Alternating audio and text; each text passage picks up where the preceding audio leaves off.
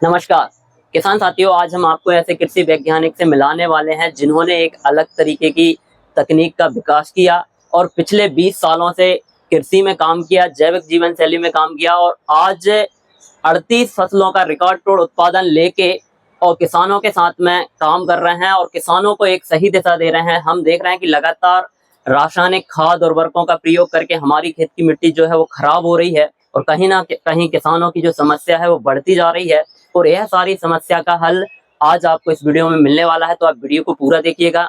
और किसान साथियों, अभी तक आपने चैनल को सब्सक्राइब नहीं किया है तो प्लीज चैनल सब्सक्राइब जरूर करें, घंटी वाले आइकन को जरूर दबाएं जिससे कि आने वाले वीडियो का नोटिफिकेशन आपको मिले और आप उसका लाभ ले सकें। मैं हूं निखिल रचक, स्वागत करता हूं आपका आपके पसंदीदा यूट्यूब चैनल खेत किसान और गाँव में। किसान साथियों, आज हमारे साथ में हमारे जो गुरुजी हैं वो हैं और आपको बताएंगे कि किस तरीके से हमें प्राकृतिक खेती करना चाहिए, क्योंकि प्राकृतिक खेती स्टार्ट करना बहुत ज्यादा जरूरी है। और प्राकृतिक खेती स्टार्ट हमें कैसे करना है, यह किसानों की बहुत समस्या है, बहुत प्रश्न आते हैं। तो गुरुजी, सबसे पहले तो आपका स्वागत है हमारे चैनल पर। जी जी, धन्यवाद निखिल भाई। और थोड़ा सा आप अपना संक्षिप्त में परिचय दे दीजिएगा। निखिल भाई से जुड़े हुए किसान साथियों को नमस्कार। इनका जो चैनल है खेत गांव और किसान बहुत बढ़िया है, बहुत प्राणपण से पिछले 200 वर्षों से ये लगे हुए हैं और ना केवल लगे हैं खेती में, खुद खेती करके और फिर दुनिया को बता रहे हैं, जो कर रहे हैं वो बता रहे हैं। और ये सबसे अच्छी बात है कि आप जो कर रहे हो वो दुनिया को बता रहे हो। अब ये जो है निखिल भाई पिछले 2 सालों से मेरे से जुड़े हैं और प्राकृतिक खेती पर जो काम किए उसी काम को मैं रखता हूँ। जैसे खेत की परिस्थिति वैसे हमें काम करना चाहिए। मिट्टी वहाँ की कितनी सख्त है, काली मिट्टी है तो क्या करना, फिर उसके बाद जो है वहां पर खरपतवार खूब आ रहे हैं तो क्या करना, बीमारी आ रहे हैं तो क्या। तो पहले चुनौतियां लिखो। सबसे पहले किसान को अपनी डायरी में बैठ के चुनौतियां लिखना है। काली मिट्टी है साहब, बहुत कॉम्पैक्ट है, पीएच बढ़ा हुआ है, ठीक है। फिर तीसरा, मिट्टी में हवा नहीं है, जांच करे वो, एक ढेला डाले पानी में और कितने बुलबुले निकल रहे हैं। हवा नहीं है तो वैसा फिर, क्योंकि जैसी परिस्थिति होगी वैसा पैकेज या प्रैक्टिस बनाना पड़ेगा। फिर मिट्टी में केमिकल भी बहुत है ना, मिट्टी निगेटिव है, तो ये चुनौतियों को रख ले। फिर उसके बाद वो तय करे हमें अभी कैसे काम करना है। तो सबसे पहले तो क्या करे कि जो है एक अगर कड़ी मिट्टी है, जो आपके क्षेत्र की बता रहा हूं मैं, कहाँ से मतलब नर्मदा जी से लेकर के ये जो मालवा तक की जो काली मिट्टी है, जो बार बार जो है ट्रैक्टर और थ्रेसर चला के कॉम्पैक्ट हो गई, नीचे बिल्कुल चीकट हो गई मिट्टी, हवा नहीं है, तो वहां क्या करे, सबसे पहले जो है चीरा लगाए 5-5 फुट में गहरा। और फिर जो है चीरा लगाने के बाद ऊर्जा जल अच्छा चलाए, सिंचाई करे, पूरा अंदर तक जाना चाहिए, मिट्टी पॉजिटिव हो जाएगी। फिर 5 फुट गहराई तक की कोई अच्छी जो है मिट्टी खोदे जेसीबी से, 20-25 ट्राली, 50 ट्राली, 100 ट्राली डाल दे, ऊपर का लेयर ही बदल दे। फिर उसमें क्या करे, उसमें तिल लगाए, तिल यानी खाने वाला जो तिल होता है जिससे तेल निकलता है, वो लगाए 4-5 किलो हरी खाद के लिए। तिल का ही हरी खाद सस्टेनेबल है, टिकाऊ है, बाकी खादें टिकाऊ नहीं है, सब उड़ जाएगी। अच्छा, जैसे ढैंचा है या सन की खेती करता है हरी खाद के लिए, तो वो बेस्ट है? वो केवल नाइट्रोजन देता है, सन और ढेंचा, खाद नहीं देता। उसका खाद तो सब उड़ जाता है क्योंकि बहुत ही कोमल होता है, लचीला होता है। और जो उसके खाद को सड़ते समय जो डंडी है वो ठोस होती है, तो वो जब सड़ती है तो फंगस उत्पन्न करती है, तो वहां अगली फसल में फंगस आएगा। ये मेरा अनुभव है 10 साल का जो मैंने काम किया। तो सन ढेंचा नहीं करे, एक तो बीज में मिलने में भी दिक्कत है, फिर उसको डिकम्पोज करने में, हाँ नाइट्रोजन जरूर हो ज्यादा फिक्स कर देगा। हमें अभी नाइट्रोजन की जरूरत नहीं, हमें क्या जरूरत है, कार्बन की। और जहां कार्बन है, कार्बन बड़ा भाई है, नाइट्रोजन छोटा भाई है। कार्बन है वहां नाइट्रोजन आ ही जाएगा, और जहां कार्बन नहीं है वहां नाइट्रोजन कितना ही दो आप, चाहे ऊपर से दो, चाहे रासायनिक दो, जैविक दो, चाहे हरी खाद का नाइट्रोजन, नहीं रुकेगा। तो इसलिए तिल ही गड़ाना, और ये वृक्षायुर्वेद की परंपरा और ज्ञान है, तिल गड़ाना।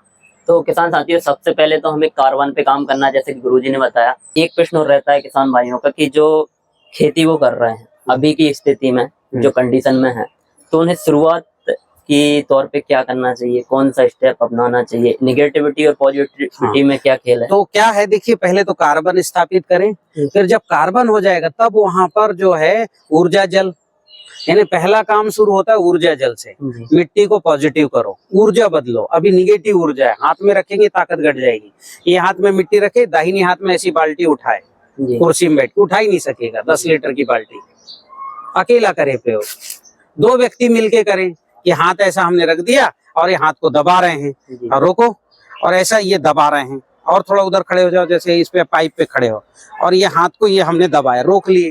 अब ये पत्ता जो है पकड़ लो, है ना, ये पत्ता इस हाथ में यहाँ पकड़ लो, ऐसा मुट्ठी बंद करो, इससे टच होना चाहिए।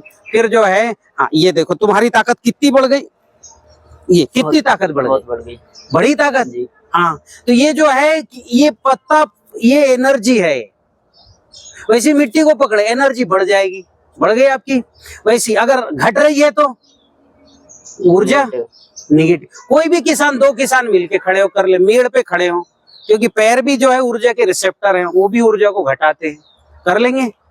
अब उसको पॉजिटिव किससे करना, अग्निहोत्र करे, ऊर्जा जल डाले, अग्निहोत्र भस्म और फिटकरी पॉजिटिव। अब उसमें डालना है जीवाणु, और जीवाणु के साथ मैंने अब जो है एक फार्मूला जो पिछले 1-1.5 साल से खूब किसानों को बता रहा हूँ, हाई CN रेशियो। उसमें जीवाणु भी है, अणु भी है, नाइट्रोजन भी है, कार्बन भी है, सब कुछ है। केवल फास्फोरस पोटास नहीं है उसमें, पर्याप्त मात्रा में है, लेकिन पर्याप्त, ज्यादा चाहिए ना फास्फोरस पोटास, तो उसको, उस फार्मूले का नाम क्या, हाई CN रेशियो। तो अपने घर में बनाए हो, वो घर पे ही फार्मूला 6 बाई जो है 2.5 का, 2.5 फुट चौड़ा, 6 फुट लंबा, और उसमें डाल दें 200-400 लीटर, 100 लीटर पानी में वो जो है 20 किलो गोबर, हाई CN रेशियो में गोबर रहेगा, ठीक है। और उसके अलावा गोबर मुख्य है, उसके अलावा जो है गुड़ रहेगा, फिर हाई CN रेशियो में गोवर्धन खाद रहेगा, सफेद लाल मिट्टियां रहेगी, नाइट्रोजन चाहिए डिकम्पोज करने के लिए जीवाणु को, कुछ जीवाणु डाल दे, कुणप जीवाणु डाल दे, जंगल जीवाणु डाल दे, ठीक है, उसमें सब कुछ है। फिर तीसरा उसमें कार्बन रिचार्जर बैक्टीरिया डाल दे, हवा से कार्बन तो हवा में, उसको खींच के वहां बढ़ाए, वो डाल दे। थोड़ा जो है लाल मिट्टी, सफेद मिट्टी डाल दे, ज्वालामुखी की मिट्टी डाल दे, है ना, अपना जो है सुपर खनिज का भस्म डाल दे, माइक्रो न्यूट्रिएंट वो भी डाल दे, सब कुछ उसमें डाल दे, और पड़े रहने दे 21 दिन। कितने दिन? 21 दिन। हाँ, बढ़िया, उसमें मच्छर ना जाए तो ऊपर मच्छरदानी लगा दे अच्छे से, पुरानी साड़ियों से अच्छे से ढक दे, कोई मच्छर ना जाए, पड़े। ये इसका घोल में 50 से 60% लिक्विड कार्बन, जो सस्टेनेबल कार्बन आ जाएगा, और 4.5% नाइट्रोजन। अच्छा, हाँ, जैसे प्रकृति में नाइट्रोजन और कार्बन का रेशियो क्या है, 20:1 है, 14:1 भी होता है। तो मान लो 20% कार्बन है तो 1% नाइट्रोजन होगा, हमारे इसमें 60% कार्बन है, तो 3% तो होगा ही होगा। और लेकिन हमने नाइट्रोजन का बैक्टीरिया डाला है, नत्रजन डाला है, तो 4.5, 5.5। तो किसान के घर में, उसके खेत में 5.5% नाइट्रोजन है ना, बाजार में बिकने वाला नाइट्रोजन तैयार हो गया, वो भी कार्बन के साथ, वो भी कार्बन के साथ, माइक्रो न्यूट्रिएंट के साथ। तो किसान साथियों, आप CN रेशियो का प्रयोग करें, और जैसे कि वो DAP यूज करता है फास्फोरस के लिए। हाँ, तो अब DAP फास्फोरस का यूज, प्रकृति में जो खली होता है, हम जो तेल निकालते हैं उसमें फास्फोरस ही है और पोटास है, और चूंकि तेल है तो उसमें वसा भी है, जो कोशिका बनाने के लिए आवश्यक है।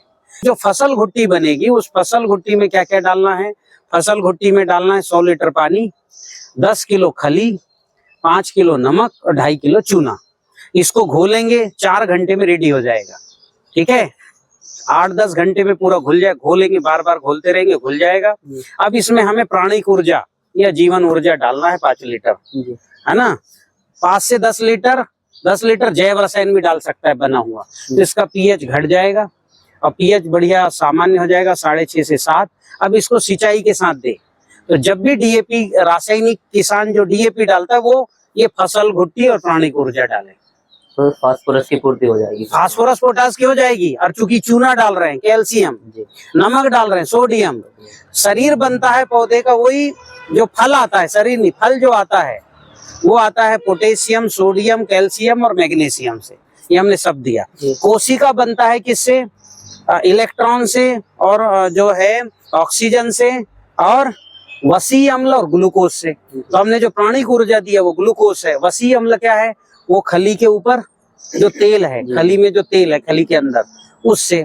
तो इस तरह से, और फास्फोरस है तो ग्रोथ भी ले लेगा।